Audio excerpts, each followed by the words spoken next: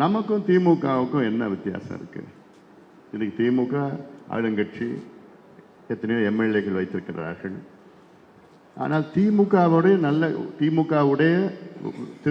விட நல்ல கட்சி பாட்டாளி கட்சி, நல்ல செயல் திட்டம் வைத்திருக்கின்ற கட்சி, நல்ல கொள்கைகள் வைத்திருக்கின்ற கட்சி, நல்ல இளைஞர்கள் வைத்திருக்கின்ற கட்சி, அதிக இளைஞர்கள் வைத்திருக்கின்ற கட்சி, மக்கள் மனதில் இடம்பெற்றிருக்கின்ற கட்சி.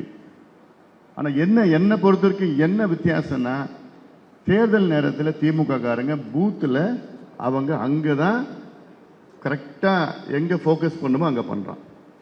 நம்ம தேர்தல் வரைக்கும் நம்ம எல்லாம் போவோம், களத்தில் போவோம், போராடுவோம், சத்தம் போடுவோம், எல்லாரும் பண்ணுவோம், வீடு வீடாக போவோம், அவ்வளோ உழைப்பு நம்ம பண்ணுவோம்.